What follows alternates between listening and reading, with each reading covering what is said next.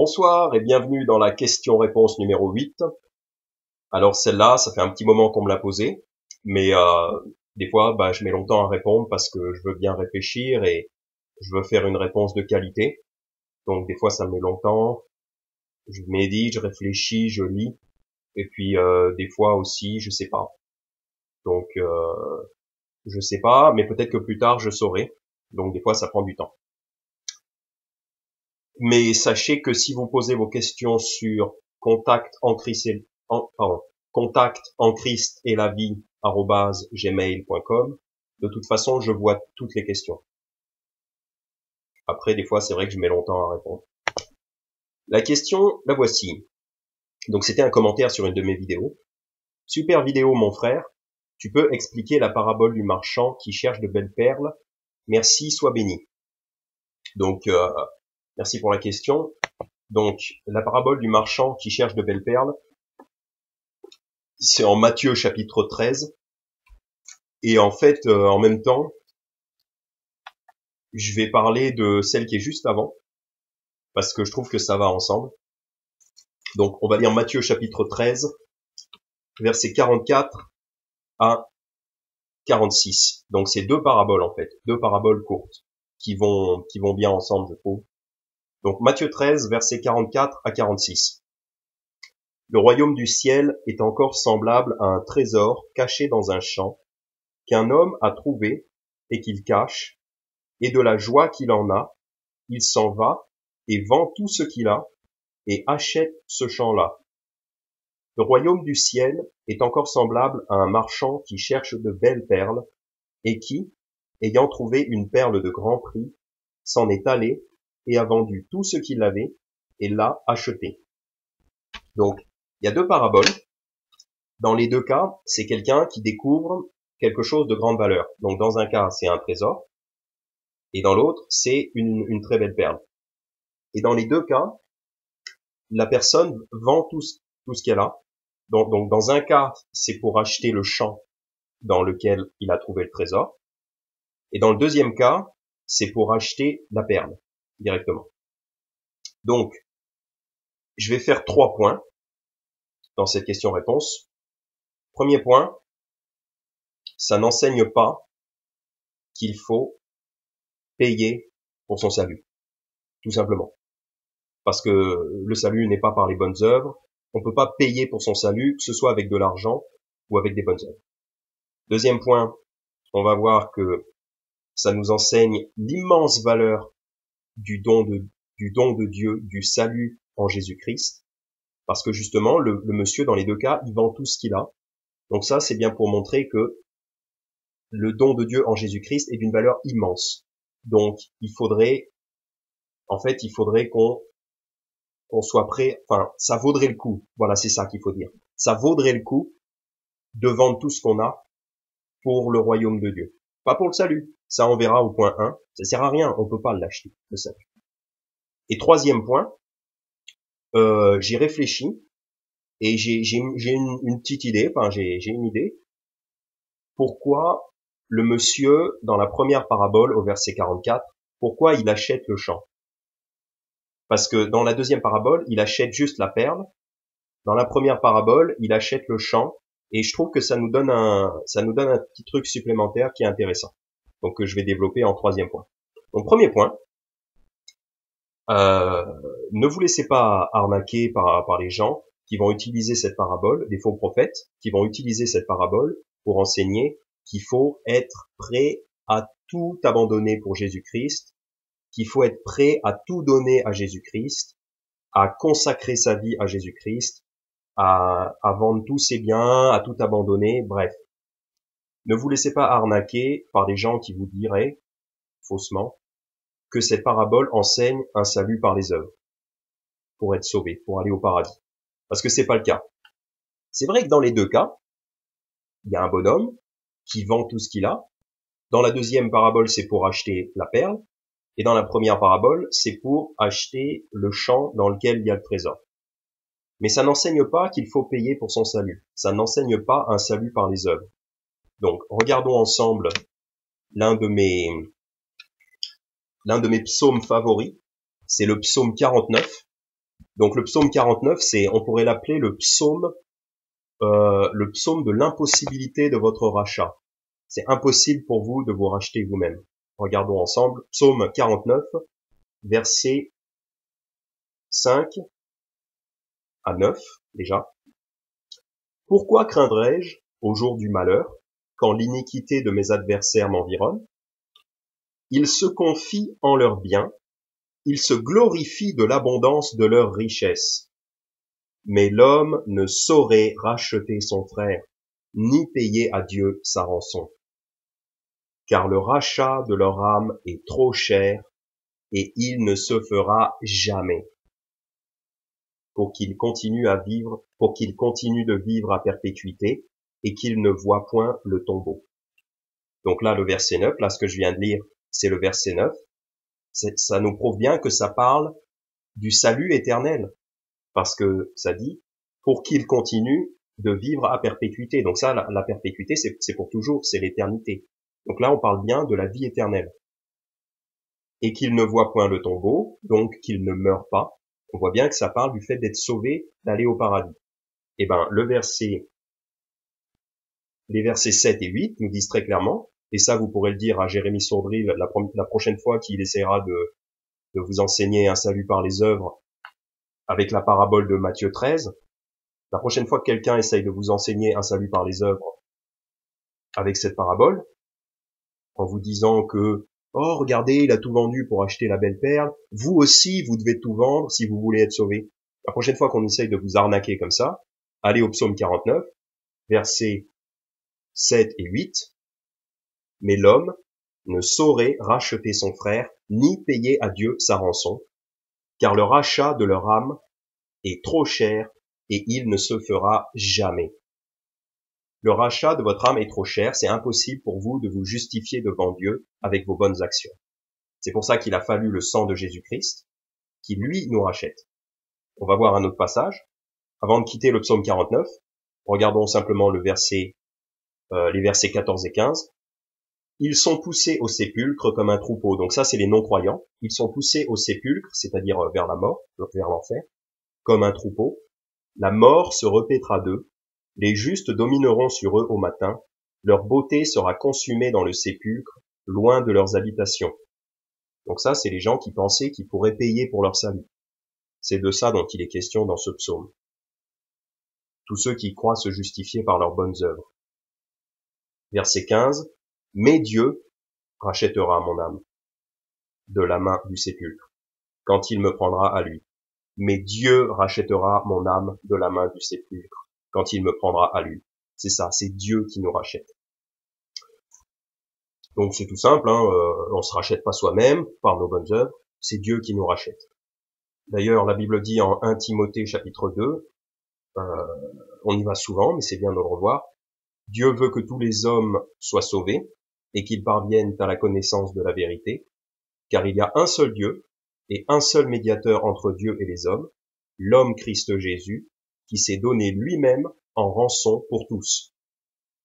Donc, on parle de l'homme Christ Jésus, de Jésus-Christ, Dieu fait chair, qui s'est donné lui-même en rançon pour tous. Donc les hommes ne peuvent pas se racheter eux-mêmes, c'est pour ça qu'il a fallu que Jésus-Christ se donne en rançon pour les hommes, pour tous.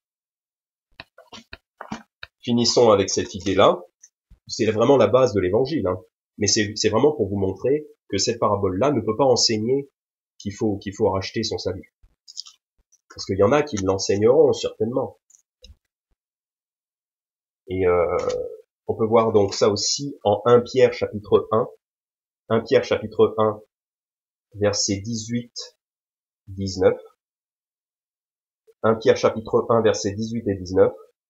Pour autant que vous sachiez que vous n'avez pas été rachetés de votre vaine conduite, reçue par tradition de vos pères, avec des choses corruptibles comme l'argent et l'or, mais avec le précieux sang de Christ, comme d'un agneau sans défaut et sans tache. Donc, encore une fois, en 1 Pierre chapitre 1, il est bien dit qu'on n'est pas racheté avec des choses, on n'est pas racheté avec des choses corruptibles comme l'argent et l'or. Parce qu'il y a des gens qui vont croire ça, qui vont croire que ça représente vos bonnes actions en fait, l'argent, l'or ou Il y a même des catholiques qui ont cru à un moment donné que ils appelaient ça des indulgences. L'Église catholique vendait des indulgences, donc on payait de l'argent littéralement pour acheter sa place au paradis. Donc il y a bien des gens qui ont cru ça. Mais si vous croyez dans vos bonnes œuvres pour aller au paradis, dans le fond c'est tout aussi bête. Ça marche pas non plus. Enfin ça marche c'est tout aussi inefficace. Voilà. C'est tout aussi inefficace que vous comptiez en des pièces d'or, des euros, des dollars ou vos bonnes œuvres, c'est tout aussi inefficace. Mais ce qui vous rachète, c'est le précieux sang de Christ comme d'un agneau sans défaut et sans tache. Voilà, il faut ça. Rien de moins que le précieux sang de Christ comme un agneau sans défaut. Vous êtes pas sans défaut. Mais il fallait un agneau sans défaut. Voilà. C'est pour ça que l'homme ne peut pas racheter son âme. Donc, la parabole de Matthieu 13, les deux paraboles, c'est vrai qu'on voit que le bonhomme, il vend tout ce qu'il a, mais ça enseigne pas qu'il faut vendre tout ce qu'on a pour aller au ciel. Voilà. Ok, deuxième point. Cette parabole nous enseigne donc l'immense valeur du cadeau de Dieu, du salut de Dieu en Jésus-Christ, et l'immense valeur de notre héritage en Jésus-Christ. Comme il est dit en 2 Corinthiens chapitre 9, verset 15, « Or, grâce soit rendue à Dieu pour son don ineffable. » Donc, un don ineffable, c'est un don qui est tellement bien, tellement beau, qu'il n'y a même pas de paroles pour exprimer comment c'est beau. La Bible va en détail, la Bible nous donne des éléments, mais dans le fond, il n'y a aucune parole qui sera suffisante pour exprimer à quel point le don de Dieu est grand. Et c'est ça mon deuxième point, c'est que en fait, quand on voit ces paraboles, le monsieur, il vend tout ce qu'il a pour acheter la belle perle, il vend tout ce qu'il a pour acheter le champ dans lequel est le trésor. En fait, ça nous enseigne que si on pouvait payer pour le salut, bah en fait, ça vaudrait. J'aime pas dire ça parce qu'on peut pas payer et ça vaut pas tout ce qu'on a parce qu'on n'a pas, on n'aura jamais assez. Mais le monsieur, il a conscience que c'est tellement valeureux que il achète, pardon, il achète direct. C'est une super affaire. C'est bien peu de le dire, mais c'est vraiment une affaire. C'est l'incroyable, la chose la plus merveilleuse sur laquelle vous tombez. Et en plus, c'est gratuit. Et en fait, c'est gratuit. Mais cette parabole nous montre que c'est vraiment le truc génial, quoi. C'est juste pour nous montrer à quel point c'est waouh, une perle. Mais tout de suite, je donne tout tout de suite. Je la vois, waouh, je donne tout. Et puis, ça devrait nous enseigner à nous, chrétiens, qui sommes déjà sauvés, qu'il faut tout investir dans le royaume de Dieu. On n'investit pas tout pour être sauvé. Cependant, une fois qu'on est sauvé, il est tout à fait raisonnable de tout investir. Et là, pour le coup, c'est vrai, c'est raisonnable d'investir toute notre fortune et toute notre vie dans le royaume de Dieu, parce que c'est valable. Le don est tellement beau. C'est un don ineffable, donc on peut même pas le décrire à quel point c'est beau. On passera l'éternité à décrire à quel point c'est beau, en gros. Et à s'en réjouir. Donc je vais développer cette idée-là, qu'on voie un petit peu l'immense valeur du don de Dieu. Donc à mon avis, c'est ça qu'enseigne la parabole. C'est un don immense. On ne peut pas payer pour, mais néanmoins, c'est un don immense. Parce que le mec, il voit ça, il l'achète direct. Il n'hésite pas, il donne toute sa fortune. Alors, le don de Dieu a une valeur immense. Tout d'abord, le salut a une valeur immense. En Jean chapitre 15 au verset 13, Jésus dit à ses 12, « Nul n'a un plus grand amour que celui qui donne sa vie pour ses amis. » Nul n'a un plus grand amour que celui qui donne sa vie pour ses amis. Et les gens, ils se disent, regardez, Jean chapitre 15, verset 13 nous témoigne du grand amour de Jésus parce qu'il a donné sa vie pour ses amis. Et il le dit lui-même, nul n'a plus grand amour que celui qui donne sa vie pour ses amis. Et c'est vrai que Jésus a donné sa vie pour ses amis. Mais Jésus, il n'a pas seulement donné sa vie pour ses amis, il a donné sa vie pour ses ennemis aussi. C'est ça qu'il faut comprendre.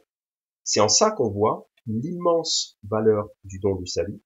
C'est que le Christ n'a pas seulement donné sa vie pour ses amis, il a aussi donné sa vie pour ses ennemis.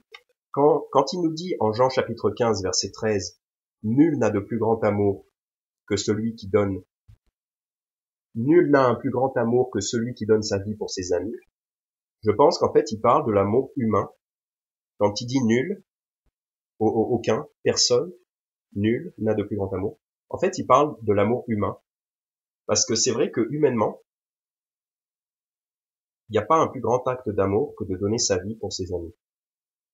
C'est un acte d'amour qui est là. C'est l'amour humain. Mais le Christ, il a donné sa vie pour ses ennemis. On va voir ça. Et c'est un amour encore plus grand. C'est pour ça que le don de Dieu, le don du salut en Jésus-Christ, il est d'un amour immense.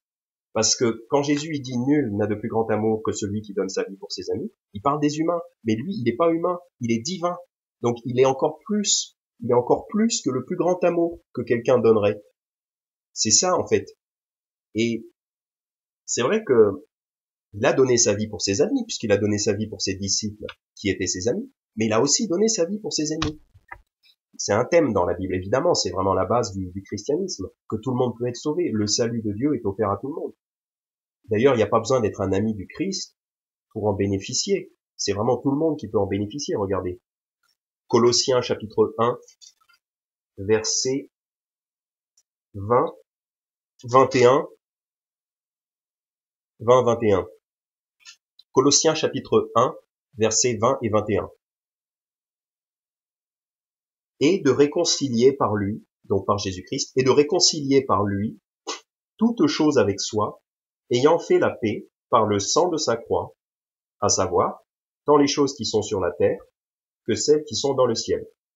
Et vous, qui étiez autrefois étrangers et ennemis dans votre pensée, par de mauvaises œuvres, il vous a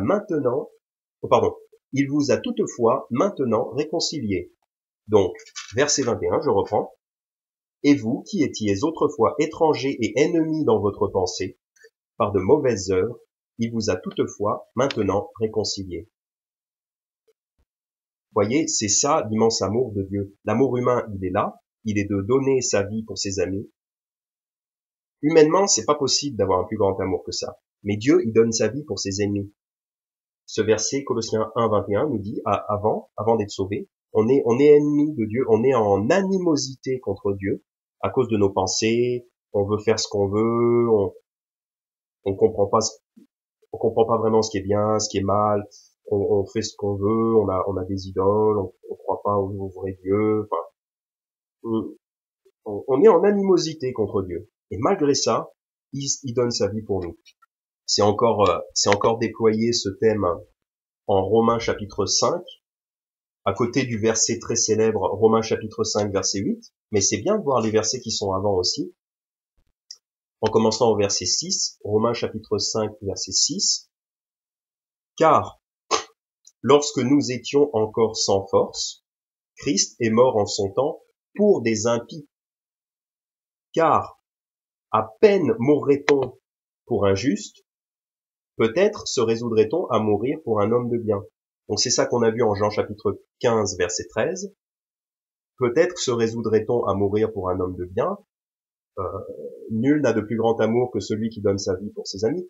Voilà, au pire, au mieux plutôt, au mieux je vais donner ma vie pour mes amis, ou alors pour quelqu'un de bien, pour quelqu'un que je considère comme un héros, comme quelqu'un que je considère comme un bienfaiteur.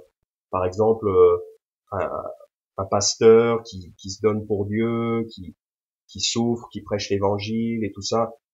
Peut-être, enfin moi je dis pas que je le ferai, mais peut-être que quelqu'un à la limite donnerait sa vie pour sauver cet homme-là. Ça, c'est l'amour humain.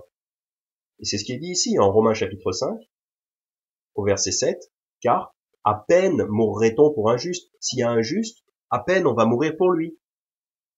C'est bien déjà, mais voilà, ça s'arrête là. L'amour humain, ça va pas plus loin que ça. Peut-être se résoudrait-on à mourir pour un homme de bien.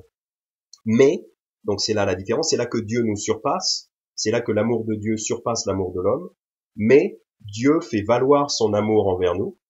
Donc faire valoir, ça veut dire mettre en avant et montrer à quel point il est supérieur en valeur. Faire valoir, ça veut dire montrer à quel point il a une grande valeur. Donc Dieu montre à quel point il a une grande valeur pardon, Dieu montre à quel point son amour est immense envers nous. Dieu fait valoir son amour envers nous en ce que, lorsque nous étions encore des pécheurs, Christ est mort pour nous. Donc même si on était des pécheurs, on était coupable, Christ est quand même mort pour nous. Comme on a vu en Colossiens 1, verset 21, on était ennemis par nos pensées et par de mauvaises œuvres. Ben c'est ça. Lorsque nous étions encore des pécheurs, Christ est mort pour nous. Donc ça nous montre l'immense amour de Dieu qui est au-dessus de l'amour humain. L'amour humain, il a un seuil, il a un plafond. Il a un plafond, c'est que nul n'a de plus grand amour que celui qui donne sa vie pour ses amis. Et ce nul, au début de la phrase, en fait, ça parle des êtres humains. L'amour divin, il permet de dépasser ça. Et ce qui est bien, c'est que, donc, nous, on peut voir la valeur de l'amour que Dieu a eu envers nous. Car Dieu a tellement aimé le monde. Jean chapitre 3, verset 16. Car Dieu a tellement aimé le monde. C'est pas un amour normal, c'est un amour qui est tellement aimé le monde, qu'il a donné son seul fils engendré. Donc c'est même pas, à la limite, c'est même pas lui qui est mort. Là, il s'agit de donner son fils, c'est encore plus d'amour. Parce qu'on pourrait peut-être mourir pour quelqu'un, mais donner son fils pour quelqu'un, c'est encore plus. Qu'il a donné son seul fils engendré, afin que quiconque, y compris les méchants, et surtout, les méchants, parce qu'on était tous méchants, afin que quiconque croit en lui ne périsse point, mais qu'il ait la vie éternelle. Bon, on n'était pas tous méchants, mais la plupart. Et puis, en tout cas, personne n'était juste. Il y a des gens comme Job qui étaient quand même des bons chrétiens, mais ils avaient quand même besoin d'être sauvés. De toute façon. Ils étaient jamais parfaits. Ils étaient pas justes. Voilà. Je veux pas dire que tout le monde est méchant, parce que ça se trouve. S'il y a des enfants, ils sont pas méchants, ils sont enfants. Voilà. Mais ils ont besoin d'être sauvés quand même. Mais toujours est-il que Dieu est mort aussi pour les criminels, Dieu est mort pour les méchants, Dieu est mort pour les pécheurs, ceux qui se moquaient de lui, ceux qui moquaient l'évangile, ceux qui, par exemple, l'apôtre Paul, il ravageait l'église de Dieu. Je sais pas vraiment s'il tuait les gens, mais en tout cas, il les mettait en prison. Il dit lui-même qu'il ravageait l'église de Dieu. En Galates chapitre 1, Paul dit qu'il ravageait l'église de Dieu. Donc c'est grave ce que faisait Paul. Et pourtant, le Christ est mort pour Paul aussi. Il est mort pour tout le monde, tous les criminels. Donc ça, c'est l'amour de Dieu. Et ce qui est bien, c'est que nous autres, parce que j'ai dit que l'amour humain était limité à donner sa vie pour ses amis, mais faut pas que ça nous laisse croire qu'on est limité, parce que ce qui est bien, c'est qu'en Christ, grâce à Christ, on peut expérimenter l'amour divin. Parce que l'amour divin, il est supérieur, l'amour humain, il est limité, il a un plafond. Mais grâce à Christ, on peut agir dans cet amour divin. C'est ce qui est enseigné en 1 Jean chapitre 3 verset 16. 1 Jean chapitre 3 verset 16. Par ceci nous percevons l'amour de Dieu, en ce qu'il a donné sa vie pour nous. Bon, ça on a vu. En ceci nous percevons l'amour de Dieu, en ce qu'il a donné sa vie pour nous, et nous devons donner nos vies pour les frères. Donc, puisque Dieu a donné sa vie pour nous, le Seigneur Jésus-Christ a donné sa vie pour nous, il est de notre devoir de donner notre vie pour les frères. Et là, c'est pas forcément des amis. Pour le coup, étant donné qu'ils sont frères en Christ, pour moi, ça devient mon devoir de chrétien de donner ma vie, quitte même à en mourir, mais sans même en mourir, les secourir, les secourir, et puis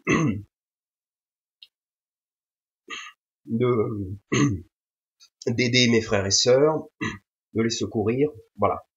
Quitte à même y laisser ma vie, peut-être, si besoin. Et donc je peux faire agir l'amour de Dieu en moi.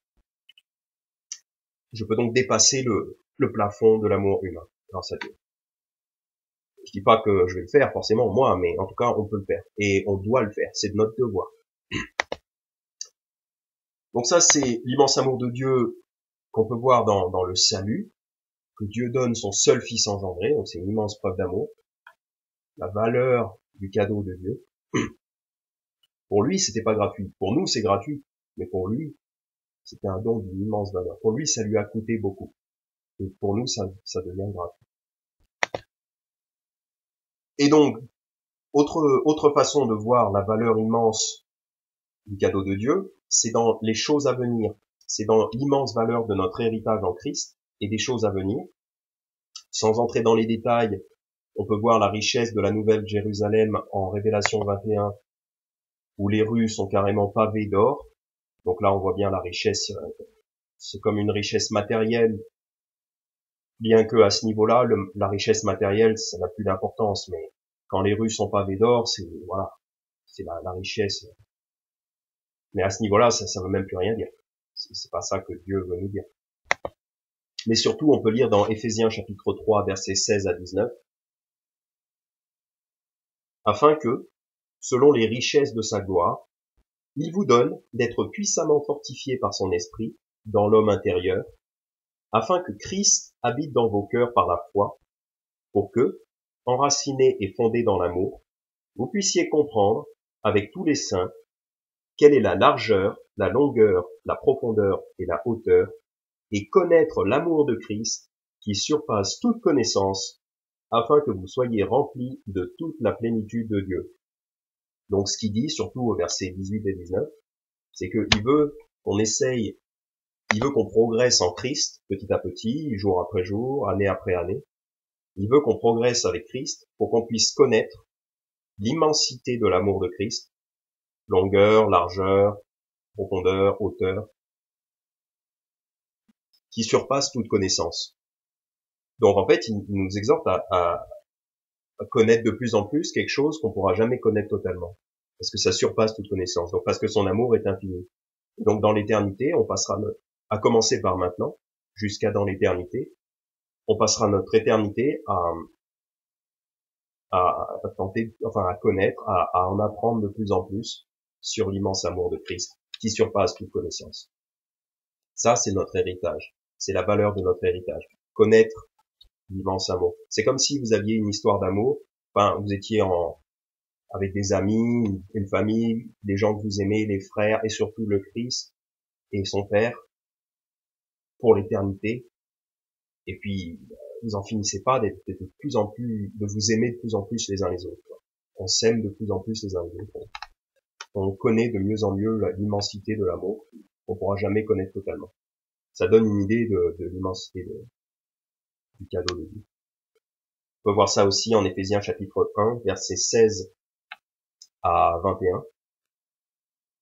Je ne cesse de rendre grâce pour vous en faisant mention de vous dans mes prières, afin que le Dieu de notre Seigneur Jésus-Christ, le Père de gloire, vous donne un esprit de sagesse et de révélation dans sa connaissance, qu'il éclaire les yeux de votre entendement, afin que vous connaissiez quelle est l'espérance à laquelle vous êtes appelés, et quelles sont les richesses de la gloire de son héritage dans les saints, et quelle est, envers nous qui croyons, l'infinie grandeur de sa puissance, conformément à l'efficacité du pouvoir de sa force, qu'il a déployé en Christ quand il l'a ressuscité des morts et qu'il l'a fait asseoir à sa droite dans les lieux célestes, loin au-dessus de toute principauté, et pouvoir, et puissance, et domination, et de tout nom qui est nommé, non seulement dans ce monde, mais aussi dans celui qui est à venir. Donc surtout ce que je veux regarder, c'est le verset 18. Donc Paul voudrait que Dieu éclaire, donc qu'il éclaire les yeux de votre entendement, afin que vous connaissiez quelle est l'espérance à laquelle vous êtes appelés, donc ça c'est notre héritage en Christ, et quelles sont les richesses de la gloire de son héritage dans les saints, et quelle est, envers nous qui croyons, l'infinie grandeur de sa puissance, conformément à l'efficacité du pouvoir de sa force. Donc pour bien se rendre compte de l'immense privilège, l'immense don de l'héritage qu'on reçoit en Christ, et qui nous attend encore à découvrir, qui est encore à découvrir, on peut regarder ces versets. Ça nous parle l'espérance à laquelle vous êtes appelés, les richesses de la gloire de son héritage dans les saints. Donc vraiment, il décrit ça. Et ensuite, l'infinie grandeur de sa puissance. On peut avoir une idée. En fait, on peut pas décrire exactement ce qui va nous arriver, parce que c'est un don ineffable, un don que les mots humains ne peuvent même pas exprimer tellement c'est grand. Mais on peut visualiser à quel point c'est grand. En tout cas, on peut voir que c'est infini. Enfin, on peut pas voir que c'est infini, mais on peut... Enfin bref, c'est infini. En Éphésiens 2, verset 7, il dit, donc les versets d'avant, Éphésiens chapitre 2, le début du chapitre, il nous décrit un petit peu il nous décrit notre salut, donc comment il nous a pardonné, vivifié, donc régénéré, ressuscité, fait asseoir dans les lieux célestes. Donc tout ça, c'est comme si c'était fait. La résurrection, c'est comme si c'était fait. Hein. Parce qu'une fois que vous avez cru en Christ, puisque Dieu est fidèle, c'est aussi bien que si c'était déjà accompli. Il vous a promis une chose, c'est aussi bien que si c'était déjà accompli. Parce que Dieu est fidèle. Comme il le dit en 1 Corinthiens chapitre 1 verset 9, Dieu, par qui vous avez été appelés à la communion de son Fils Jésus-Christ, notre Seigneur, est fidèle. Donc Dieu est fidèle. Donc ces choses-là, c'est comme si c'était fait, ok. On est sauvé, point barre. Verset 7, donc il nous a sauvés, il nous régénère, tout ça. Verset 7, afin de montrer dans les âges à venir les immenses richesses de sa grâce par sa bonté envers nous dans le Christ Jésus. Donc il nous a sauvés pour pouvoir montrer dans l'infini, dans les âges à venir, c'est-à-dire l'infini, tout ce qui est après, l'éternité, les immenses richesses de sa grâce par sa bonté envers nous dans le Christ Jésus. Donc Dieu veut montrer les immenses richesses de sa grâce parce que c'est immense. Un vrai trésor. Donc c'était le point numéro 2. Alors le point numéro 1, c'était on peut pas payer pour son salut. Donc la parabole les deux paraboles en Matthieu 13, le monsieur qui paye pour un trésor, ça enseigne pas qu'on peut acheter son salut. Le point numéro 2, c'est que ça nous montre l'immense valeur du don du royaume de Dieu. L'immense valeur du royaume de Dieu. À quel point c'est précieux. Une fois qu'on est sauvé, on a reçu ça gratuitement, mais c'est précieux. On a quelque chose d'immensément précieux en nous. Et ça, il faut s'en rappeler souvent. Donc quand on lit ces paraboles, Matthieu 13, c'est bien de repenser à quel point le don qu'on a reçu, qu'on a déjà reçu, nous qui avons cru, à quel point c'est précieux. Et si on pouvait payer pour le don du salut, il faudrait le faire avec toute sa richesse. Bon, bien sûr, on peut pas. Mais le monsieur, il n'hésite pas, il investit toute sa fortune dans la parabole. Et des fois, il y a une confusion dans des versets comme, par exemple, Marc chapitre 8, verset 36. Et en fait, c'est aussi dans Matthieu et dans Luc, un petit peu différemment, mais des passages qui ressemblent. Mais en Marc chapitre 8, verset 36, par exemple, Jésus nous dit, versets 35 et 36 et 37, car quiconque voudra sauver sa vie la perdra, mais quiconque perdra sa vie à cause de moi et de l'évangile la sauvera. Car que profitera-t-il à un homme s'il gagne le monde entier et qu'il perde son âme? Ou que donnera un homme en échange de son âme? Donc des fois les gens, quand ils voient ça, ils disent, voyez, si vous abandonnez pas tout, si vous n'êtes pas prêt à donner toute votre vie à Christ, à tout abandonner, à tout vendre, vous pouvez pas être sauvé. C'est pas ça que ça enseigne. Ça enseigne juste que ça vaudrait le coup. En fait, ça vaudrait le coup, mais du coup, on se rend compte que c'est impossible. Après qu'on ait compris que c'est impossible, on comprend donc que ces versets-là, qui des fois posent problème, on comprend que ça ne s'applique pas au salut. Quand il nous dit quiconque voudra sauver sa vie la perdra, mais quiconque la perdra à cause de moi et de l'évangile la conservera, mais quiconque perdra sa vie à cause de moi et de l'évangile la sauvera. Une fois qu'on a compris qu'on pouvait pas être sauvé par ses bonnes œuvres, on comprend donc que la seule application qui reste, c'est pour vivre la vie chrétienne. Donc, autrement dit, si j'essaye de sauver ma vie, si j'essaye de conserver ma vie, la vie que j'avais avant, j'avais des projets, par exemple, mettons que avant, j'avais envie d'être pilote d'avion. Et je pense que c'est pas très compatible avec la vie chrétienne, pilote d'avion. C'est un exemple, mais c'est un métier qui est pas très compatible avec la vie chrétienne, parce que tu es toujours en voyage, t'es jamais disponible le dimanche pour l'église et tout ça. Bon, avant, mettons que je voulais être ça. Et si je veux sauver cette vie-là, si je veux sauver ma vie d'avant, je vais pas vivre pour Christ. Si je suis pilote d'avion, je vais pas tellement pouvoir vivre pour Christ. Enfin, ça va pas être génial. Donc en fait, je sauve ma vie de pilote d'avion, je la conserve, je garde mes projets d'avant et je ne fais pas la volonté de Dieu. Mais cette vie-là, je vais la perdre dans le sens où Dieu ne me récompensera pas pour ça. Même si j'ai cru en Jésus-Christ, je suis sauvé, pas de problème. J'ai pas besoin d'abandonner ma vie de pilote d'avion pour être sauvé. Par contre, si j'abandonne pas ma vie de pilote d'avion, j'aurai aucune récompense. Donc en fait, tout ce que j'ai fait en tant que pilote d'avion, je vais le perdre. C'est un mauvais investissement. C'est un investissement qui va être perdu. J'irai quand même au ciel, parce que le ciel, c'est pas un investissement de ma part. Le ciel, c'est un cadeau que j'ai reçu de Dieu. Par contre, si je veux continuer à vivre ma vie, si je veux vivre ma vie de façon égoïste, selon ma propre volonté, je vais perdre. Je vais perdre ces choses-là. Je l'emporterai pas au paradis, comme on dit souvent. C'est bien, c'est un bon dicton. Et par contre, si je perds cette vie-là, si je décide, bon, je prends des résolutions, je renonce à être pilote d'avion, par exemple, et je sais pas, c'est juste un exemple, hein. Si vous êtes pilote et que vous pouvez vivre une bonne vie chrétienne, peut-être, tant mieux pour vous. Si vous y arrivez, c'est bien, bravo. Je dis pas ça à cause de pilote d'avion, mais c'est l'exemple.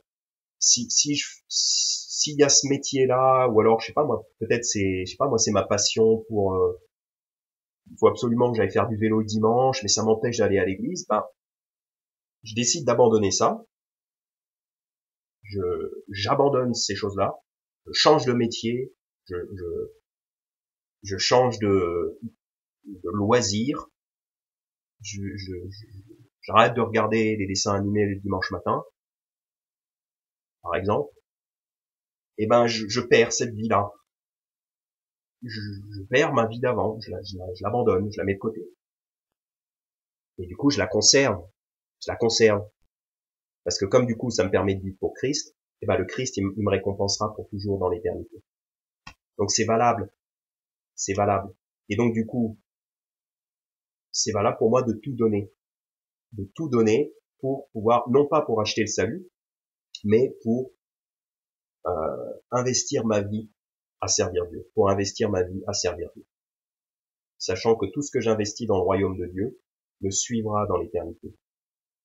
Parce que si je sers Dieu avec ma vie, Dieu me récompensera. Il y a vraiment deux choses à comprendre. Le salut est gratuit. Et ensuite, une fois qu'on est sauvé gratuitement, tout ce qu'on fait pour œuvrer pour Dieu, Dieu nous paye pour ça. Dieu nous paye pour ça.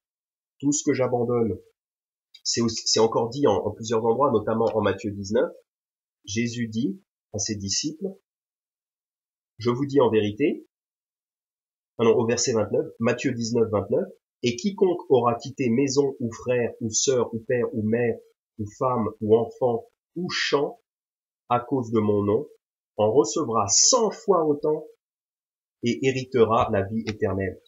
En somme, il nous dit, tout ce que vous abandonnez ici, je vous le donnerai à 100 fois plus. Et c'est des choses qui sont pour la vie éternelle, qui seront gardées dans l'éternité. Donc par exemple, si vous abandonnez mettons que vous abandonnez votre salaire de 3 000 euros et vous passez à un salaire de 2 000 euros, dans le but de pouvoir servir Christ. Parce que votre métier à 3 000 euros ne vous permettait pas de servir le Christ. Si vous gagnez 1 000 euros en moins, c'est un peu stupide de parler en termes d'euros, parce qu'évidemment, on s'en fiche des euros, mais bon, c'est juste pour l'exemple. Si vous abandonnez 1 000 euros, le Christ va vous donner 100 000. C'est idiot comme exemple. Mais bon, si vous êtes obligé d'abandonner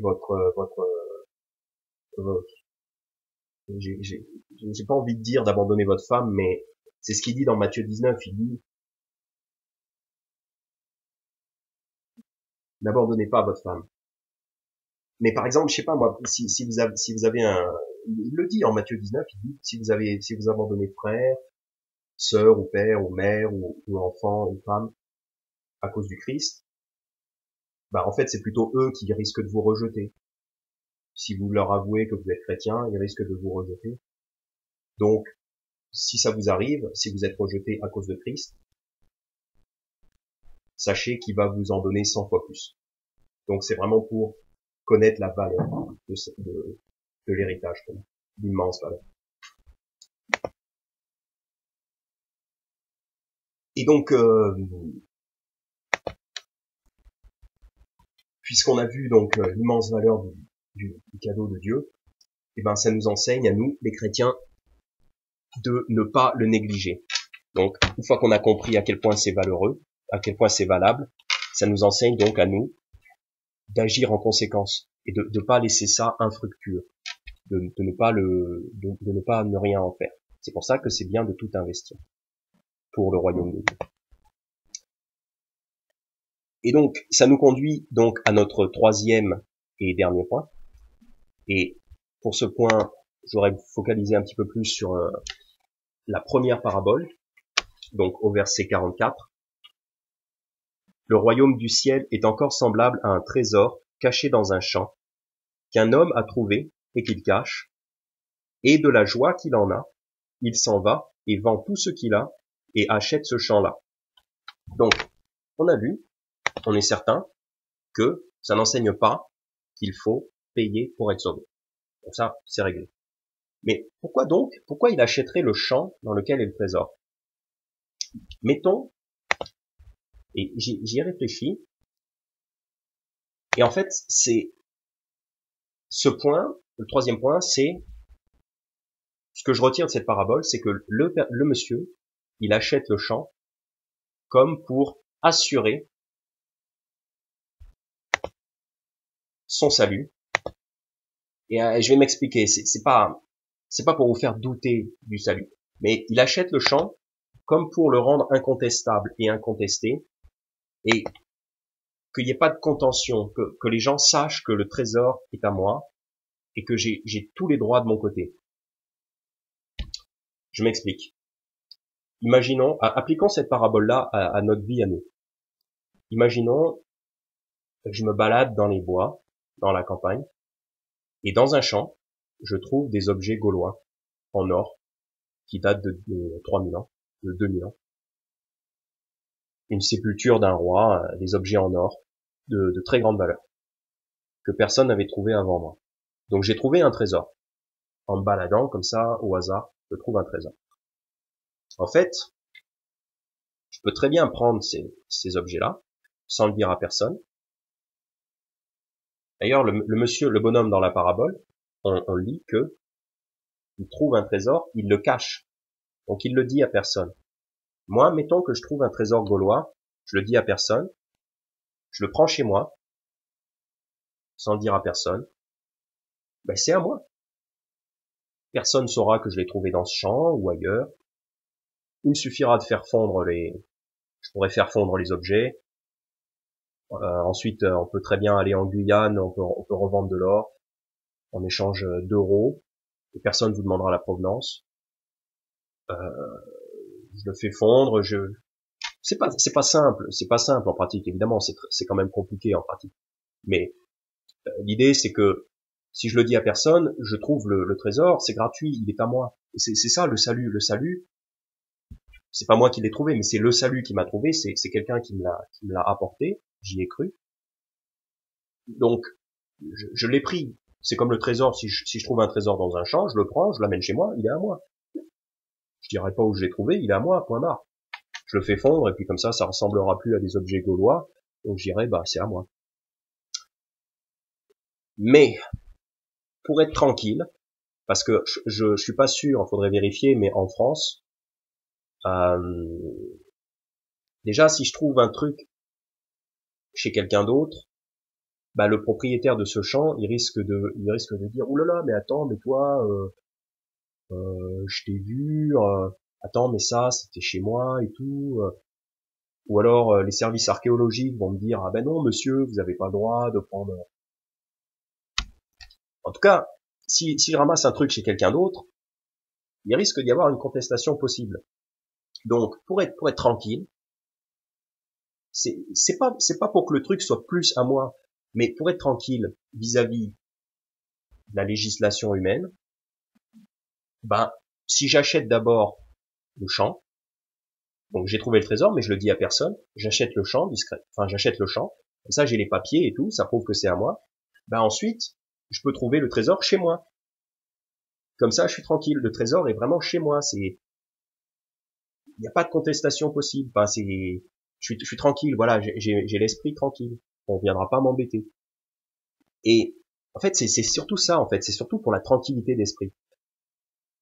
Et je voudrais pas vous laisser entendre que on peut faire ça parce qu'autrement on douterait de son salut. Non, on doute pas de son salut. C'est pas du tout ça que je veux dire. Je veux pas vous faire douter de votre salut. Dieu ne doute pas de votre salut. Dieu ne vous demande pas de confirmer votre salut par les bonnes œuvres. C'est pas ça. Mais ce que je veux dire, c'est que pour la tranquillité d'esprit, si j'achète le champ, si j'investis tout ce que j'ai et que j'achète le champ, je serai plus tranquille parce que le champ est à moi. J'ai trouvé le trésor dans le champ qui était à moi. Donc voilà, je suis tranquille. C'est que mon affaire à moi. Parce que de toute façon, vis-à-vis de Dieu, Dieu il contestera pas votre salut. Dans mon exemple de la parabole, j'achète le champ pour pas que on me conteste la possession du trésor. C'est pas pour dire que Dieu va contester votre salut. Mais c'est pour la tranquillité d'esprit, pour que vous soyez en pleine assurance, pour que vous ayez de la confiance. Et encore une fois, je veux pas dire que c'est pour que vous ayez de la confiance dans le fait que vous êtes sauvé, mais c'est pour que vous ayez de la tranquillité d'esprit, que vos investissements correspondent à la valeur de ce trésor. En fait, c'est ça. Mais Dieu ne conteste pas votre salut. On revoit ça vite fait en 2 Timothée chapitre 2 verset 19, juste pour rassurer sur le fait que Dieu ne conteste pas votre salut. 2 Timothée chapitre 2 verset 19. Toutefois, le solide fondement de Dieu demeure, ayant ce sceau. Le Seigneur connaît ceux qui sont à lui. Donc le solide fondement de Dieu demeure. Donc le fondement de Dieu, c'est Jésus-Christ. Ça demeure, ça reste, c'est éternel. Ayant ce sceau, donc un sceau c'est une sécurité, le Seigneur connaît ceux qui sont à lui. Donc vous n'avez pas besoin de prouver au Seigneur que vous êtes sauvé. Voilà. On n'a pas besoin de prouver au Seigneur qu'on est sauvé en vivant la vie chrétienne. On prouve pas ça au Seigneur. C'est pas ça le truc.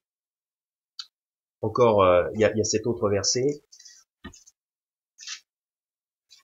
Parce que si j'arrive pas à expliquer ce que je veux développer, au moins que vous compreniez pas quelque chose de faux.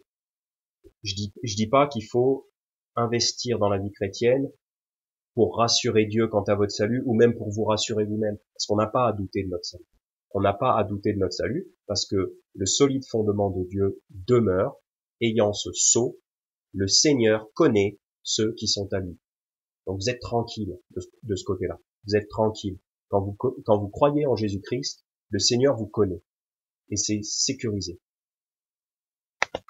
On a aussi Éphésiens 1 verset 13 qui dit en qui vous avez aussi espéré, donc en parlant de croire en Jésus-Christ, en qui aussi vous avez aussi espéré, après avoir entendu la parole de la vérité, l'évangile de votre salut, et avoir cru en lui, vous avez été scellés du Saint-Esprit de la promesse. Donc après avoir cru en lui, après avoir cru en Jésus-Christ, vous avez été scellés du Saint-Esprit de la promesse. Donc vous avez été sécurisés éternellement par le Saint-Esprit de Dieu. Donc on est tranquille de ce côté-là. Quand on a cru en Jésus-Christ, on est tranquille. On n'a pas à douter de notre salut. Et Dieu ne demande pas qu'on confirme le salut par des bonnes œuvres. Il n'a pas besoin de ça, Dieu. Il vous connaît. Il n'a pas besoin qu'on lui confirme. Il le sait que vous croyez en lui. Il connaît ceux qui sont à lui. Voilà. D'ailleurs, en Jean chapitre 10, verset 28, il dit « Mes brebis entendent ma voix, et je les connais, et elles me suivent. Et je leur donne la vie éternelle, et elles ne périront jamais, et nul ne les ravira de ma main. Voilà. Cependant, Dieu vous exhorte à vous conduire d'une manière digne de l'évangile. Donc, voilà comment je vais appliquer la parabole. J'achète le champ afin d'avoir la tranquillité d'esprit. En fait, c'est ça, afin d'avoir la tranquillité d'esprit. 1 Jean chapitre 2, 1 Jean chapitre 2, versets 28 et 29. Maintenant donc, petits enfants, demeurez en lui, afin que, quand il paraîtra, nous ayons de la confiance et que nous ne soyons pas confus devant lui lors de sa venue. Si vous savez qu'il est juste, sachez que quiconque pratique la justice est né de lui. Donc je répète verset 28. Maintenant donc petits enfants, donc c'est les gens qui ont cru en Jésus-Christ, demeurez en lui, c'est-à-dire continuez à agir comme des chrétiens, continuez à obéir à ses commandements, afin que, quand il paraîtra, donc c'est-à-dire lors du retour du Christ, nous ayons de la confiance et que nous ne soyons pas confus devant lui lors de sa venue. Qu'est-ce que ça veut dire ça? En fait, ça veut dire que si vous ne continuez pas dans les bonnes œuvres chrétiennes, si vous ne vivez pas pleinement la vie chrétienne, quand le Christ va arriver, vous allez être comme déçu, parce qu'en fait c'est ça que ça veut dire confus. Confus, ça veut dire aussi déçu en quelque sorte. Comme si par exemple papa vous donne quelque chose à faire, il s'en va pour une journée et il revient le soir et vous avez pas fait ce qu'il vous avait demandé de faire. Vous allez être confus, vous allez être, lui il sera déçu de vous, puis vous aussi vous serez déçu de pas lui avoir obéi. Si vous passez la journée devant les jeux vidéo, papa vous a donné un travail à faire, papa va au travail, il revient le soir, si vous avez joué aux jeux vidéo toute la journée, que vous n'avez pas fait ce que papa vous a demandé, lui il sera déçu de vous. Et vous serez, dans le fond, vous serez déçu vous aussi, parce que c'est stupide de jouer aux jeux vidéo. Et c'est ça qu'il veut dire ici. C'est que, quand Jésus reviendra, si nous on est resté là, après avoir été sauvé, ok, on est sauvé. Mais si on est resté là et qu'on n'a fait aucune œuvre, si on n'a pas tout investi dans le royaume de Dieu, c'est là qu'on connecte avec la parabole. Si on n'a pas tout investi pour acheter le champ, à l'arrivée du Christ, il va nous dire, mais pourquoi t'as pas investi tout ce que t'avais? Enfin, quand même, tu te rends pas compte, les récompenses que t'aurais eues. Quel dommage. Par exemple, toi, Joe, t'as été sauvé, mais ensuite t'as rien fait avec ton salut. C'est dommage. C'est dommage, franchement, le Christ revient, et il est déçu. Parce que vous auriez pu faire beaucoup mieux, ça aurait été tellement bien, vous auriez eu des récompenses pour l'éternité, vous auriez régné avec lui. Là, vous allez au ciel, donc c'est bien. Mais bon, c'est un petit... Vous comprenez, c'est décevant, parce que voilà, on agit pour Christ, on vit la vie chrétienne, on vit pleinement la vie chrétienne. Et c'est pour ça qu'il dit, afin que quand il paraîtra, nous ayons de la confiance et que nous ne soyons pas confus devant lui lors de sa venue. Être confus, ça voudrait dire être déçu. Donc si on n'a pas tout investi dans le Christ, on regrettera. Tiens, c'est comme par exemple, si vous allez jamais évangéliser, si vous dites jamais à personne comment eux aussi peuvent être sauvés, vous allez aller au ciel, puis vous allez regretter de pas en avoir parlé. Parce que les autres personnes iront en enfer. Et vous allez regretter de pas leur en avoir parlé. C'est ça. Vous serez comme confus. C'est pas comme si Dieu allait vous revenir pour vous punir. Non, c'est pas ça. Vos péchés ont été pardonnés quand vous avez cru en Christ. Mais si le Christ revient et que vous avez rien fait pour lui, vous serez tous les deux déçus. Lui, il sera déçu de vous, puis vous serez déçus d'avoir gâché votre vie. Vous aurez gâché votre vie. Si vous n'investissez pas tout dans le royaume de Dieu, vous gâchez votre vie. Toutes les choses que vous faites qui ne sont pas investies dans le royaume de Dieu, c'est un peu le concept qu'il y a dans 1 Corinthiens chapitre 3, c'est des choses qui vont brûler et qui ne seront pas conservées dans l'éternité. Donc vous serez déçus quand tout ce que vous avez fait de votre vie ou une grosse partie de ce que vous avez fait de votre vie, si ça s'en va en fumée et que ça reste pas pour l'éternité, vous serez déçu. Donc, ce qu'il faut faire, c'est au contraire, j'achète le champ, j'investis tout dans le royaume de Dieu, de façon à ce que quand ils viennent, j'ai de la confiance. J'ai de la confiance parce que j'ai déjà tout investi. Donc pour moi, il vient, en fait, je suis prêt parce que pour moi, je le vis déjà, le royaume de Dieu. Enfin, je dis pour moi, mais pas pour l'état d'esprit, c'est ça. On veut surtout pas finir comme le roi Saül dans l'Ancien Testament, dans 1 Samuel chapitre 26 au verset 21. Le roi Saül, un petit peu avant la fin de sa vie, il dit « J'ai agi follement ».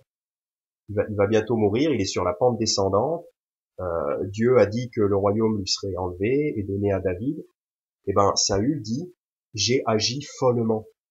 C'est quand même vraiment triste de dire ça à la fin de sa vie. Pourtant Saül est sauvé, et il se rend bien compte qu'il a gâché sa vie. Il a agi follement. Il a agi comme un imbécile. Il a mal agi. Il a gâché sa vie.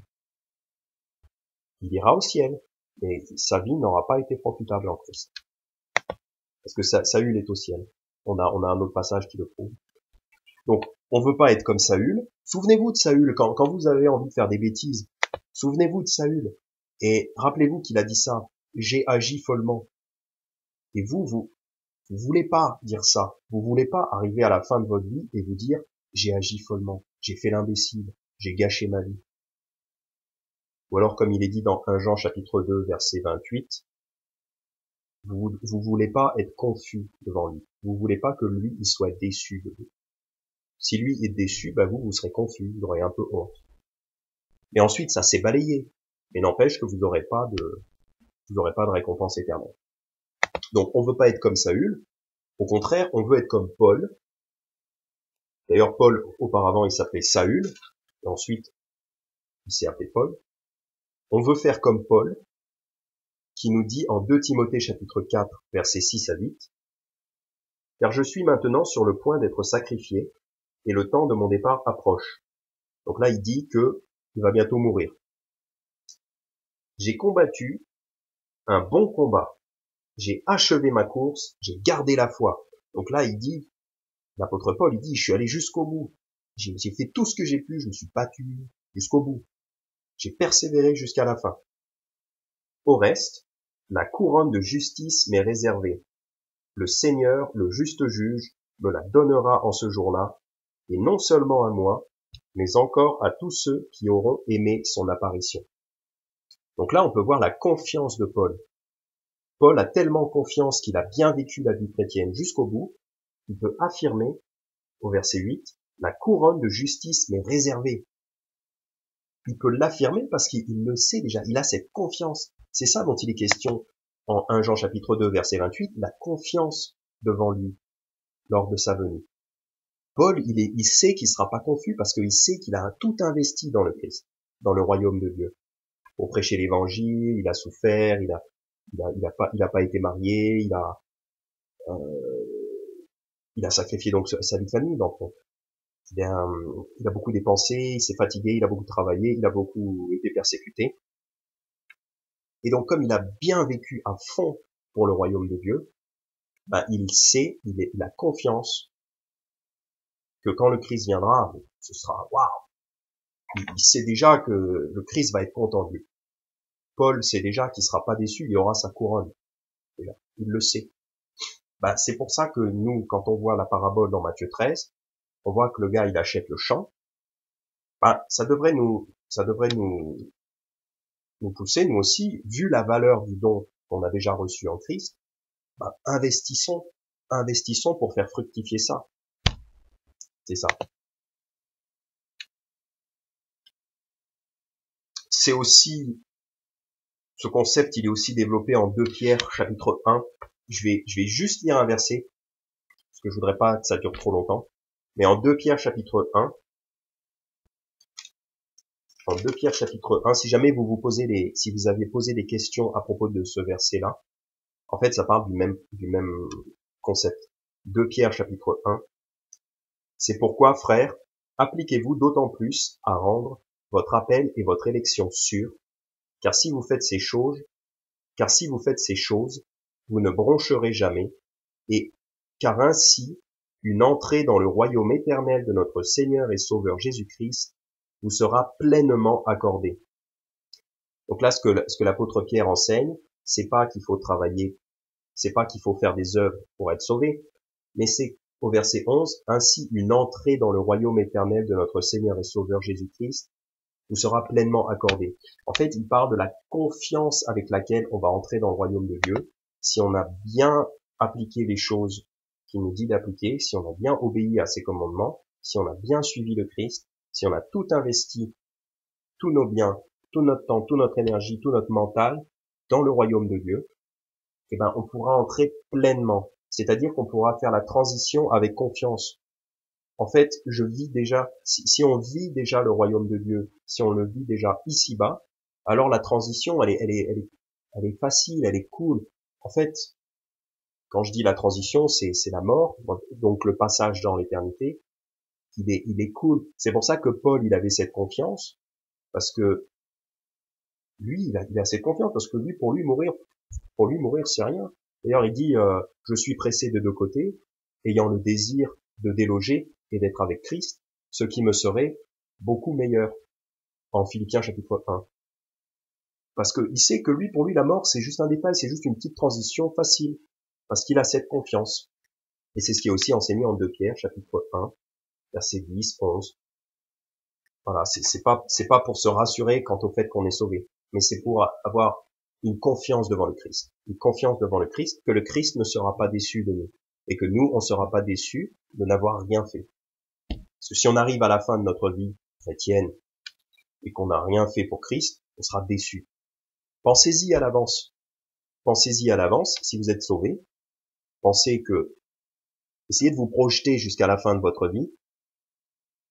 Et dites-vous que, si vous faites rien pour vous débarrasser de vos péchés, de vos addictions, si vous faites rien pour joindre une église locale, si vous faites rien pour évangéliser, si vous n'intercédez pas dans la prière, si vous n'investissez pas d'argent pour aider les autres, pour aider l'église, l'œuvre de Dieu, vous allez être déçus.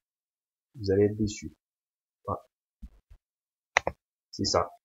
C'est pour ça que le champ, c'est valable d'acheter ce champ. De vendre tout ce que vous avez ici-bas et d'acheter ce champ. Pour avoir une confiance. Pour avoir une confiance. Et donc, ça rappelait, je vais lire aussi Philippiens 1, 10, pour que vous approuviez les choses qui sont excellentes, afin que vous soyez sincères et sans offense jusqu'au jour de Christ. Encore une fois, il parle pas du fait d'être sans offense, d'être sans péché. Il parle du fait d'avoir une confiance, d'avoir une communion avec le Christ, de persévérer dans les œuvres chrétiennes jusqu'à la fin, pour que quand le Christ revient, il est content de nous. Il peut dire qu'il est content de nous. C'est un thème. En fait, ça aurait dû valoir un message en soi-même, mais je veux pas que ça dure trop longtemps. Voilà, faut vraiment qu'on ait comme ça, on a cette confiance, quoi.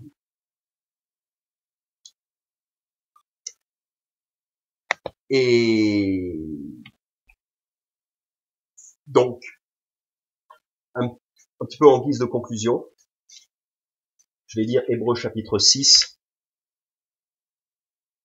versets 9 et 10. Hébreux chapitre 6, versets 9 et 10.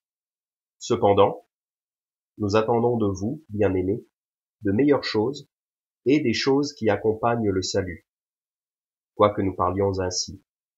Car Dieu n'est pas injuste pour oublier votre œuvre et le travail d'amour que vous avez fait paraître pour son nom, ayant assisté les saints et les assistant encore. Donc, verset 9, nous attendons de vous, bien-aimés, donc des gens qui sont sauvés, nous attendons de vous de meilleures choses et des choses qui accompagnent le salut. Donc, sachant à quel point le salut est grand, Dieu attend des gens qui sont sauvés, des choses qui accompagnent le salut. C'est la suite logique. On fait pas des œuvres pour confirmer le fait qu'on est sauvé. On fait des œuvres parce que ces œuvres-là accompagnent le salut. Car Dieu nous a créés pour les bonnes œuvres, qu'il a préparées d'avance, afin que nous y marchions. Car nous sommes son ouvrage, Éphésiens chapitre 2 verset 10, car nous sommes son ouvrage, ayant été créés dans le Christ Jésus pour les bonnes œuvres, que Dieu a ordonnées d'avance, afin que nous y marchions. Donc Dieu a des bonnes œuvres, après que nous ayons été sauvés. Pour les gens qui sont sauvés, Dieu a prévu des bonnes œuvres, il a préparé des œuvres pour que nous y marchions, pour que nous les faisons. Ce sont des choses qui accompagnent le salut, qui vont arriver après. C'est pas automatique, mais c'est fortement recommandé, fortement attendu pour une bonne marche chrétienne. Et c'est ce que Dieu veut que les chrétiens fassent, après qu'ils ont été sauvés. Donc en conclusion, 1 Corinthiens chapitre 6 verset 20, 1 Corinthiens chapitre 6 verset 20, car vous avez été achetés à un grand prix, donc le sang du Christ, un grand prix, un prix immense, comme on l'a dit tout à l'heure, car vous avez été achetés à un grand prix, glorifiez donc Dieu en votre corps et en votre esprit qui appartiennent à Dieu. Donc c'est ça, pour nous autres les chrétiens, nous avons reçu un trésor, nous avons reçu un trésor d'une valeur immense, gratuitement, nous l'avons reçu gratuitement. Vu que nous avons été achetés à un grand prix, et que ce cadeau est immense, investissons tout ce que nous avons, appliquons cette parabole de Matthieu 13, appliquons-la à nos vies, vendons, entre guillemets, tout ce que nous avons, c'est-à-dire consacrons tout ce que nous avons à l'œuvre de Dieu, au royaume de Dieu. C'est-à-dire participons à une église locale, évangélisons, prions, investissons financièrement pour le royaume de Dieu, prions les uns pour les autres, faisons-nous du bien les uns les autres, qu'on s'entraide les uns les autres, tout ce qu'il y a à faire dans la vie chrétienne. Ne gardons pas ce trésor de valeur infinie, ne soyons pas égoïstes et ne le gardons pas pour nous, mais allons le répandre ce trésor dans le monde entier. Et rendons notre appel et notre élection sûrs, comme il est dit dans 2 Pierre chapitre 1, pas pour se rassurer quant au fait qu'on est sauvé, mais pour ne pas décevoir le Christ quand il viendra. Et aussi pour ne pas être nous-mêmes déçus de nous-mêmes, déçus de ne pas avoir vécu la vie chrétienne comme nous aurions pu et comme nous aurions dû la vivre.